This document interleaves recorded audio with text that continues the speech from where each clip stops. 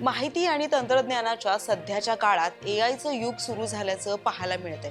आपल्याला इंटरनेटवर काही शोधायचं असेल किंवा काही लिहायचं असेल तर सगळीकडे आता आर्टिफिशियल इंटेलिजन्स म्हणजेच एआयचा वापर केला जात असल्याचं मोठ्या प्रमाणात आढळून येतंय.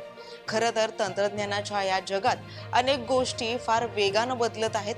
एआयचा समावेश आता वेगवेगळ्या क्षेत्रात देखील वाढल्याचं पाहायला मिळतंय.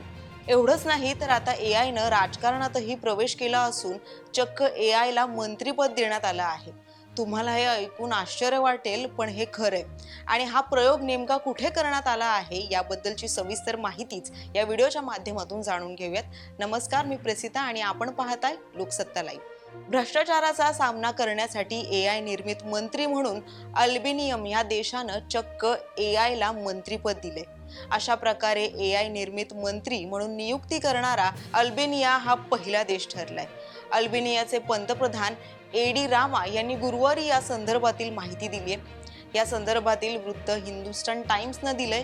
त्यानुसार एडी रामा यांनी सांगितलं की सार्वजनिक निविदाचं निरीक्षण करण्यासाठी जगातील पहिले एआय निर्मित मंत्री नियुक्त करण्याचा निर्णय घेण्यात आला आहे. कृत्रिम बुद्धिमत्ता ही संपूर्ण प्रक्रिया भ्रष्टाचार मुक्त करेल असं आश्वासनही एडी रामा यांनी दिले. दरम्यान मे महिन्यात झालेल्या निवडणुकीतील विजयानंतर त्यांच्या पक्षाच्या बैठकीत त्यांच्या नवीन मंत्रिमंडळाची घोषणा करताना एडी रामा यांनी त्यांच्या मंत्रिमंडळात एका नव्या सदस्याला अर्थात डीएला स्थान दिलं. अल्बेनियन भाषेत डीएलाचा अर्थ हा सूर्य असा होतो. डीएला ही पहिली सरकारी सदस्य आहे जी प्रत्यक्षात उपस्थित नाही, मात्र कृत्रिम बुद्धिमत्तेद्वारे तयार करण्यात आलेली आहे. आता एआय मंत्रीपद सांभाळणार म्हणजे नेमकं काम कसं करणार हा प्रश्नही पडतोच.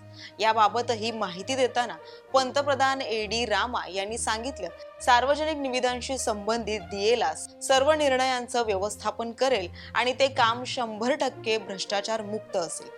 तसंच निविदा प्रक्रियेत सादर करण्यात आलेला प्रत्येक सार्वजनिक निधी पूर्णपणे पारदर्शक असेल याची खात्री करेल. जानेवारीमध्ये एआय सक्षम डिजिटल असिस्टंट म्हणून डीएलला सादर करण्यात आलं होतं. डीएला ही पारंपरिक अल्बेनियन पोशाख परिधान केलेल्या महिलेसारखी दिसण्यासाठी तिचं डिझाईन करण्यात आलेलं आहे. मिळालेल्या माहितीनुसार डीएलनं आतापर्यंत 36,600 डिजिटल कागदपत्र प्रसिद्ध करण्यास मदत केली आहे. तसंच वेगवेगळ्या प्लॅटफॉर्मद्वारे जवळपास 1,000 पेक्षाही जास्त सेवा दिल्या आहेत.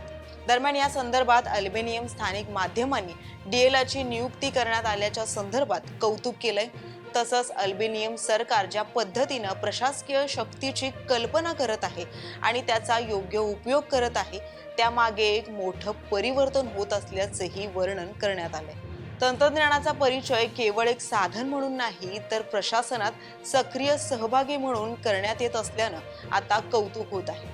या अनोख्या प्रयोगाबद्दल तुमचं मत काय आहे हे आम्हाला कमेंट बॉक्समध्ये नक्कीच कळवा आणि असेच नवीन व्हिडिओज पाहण्यासाठी लोकसत्ताच्या YouTube चॅनलला सबस्क्राईब करायला विसरू नका.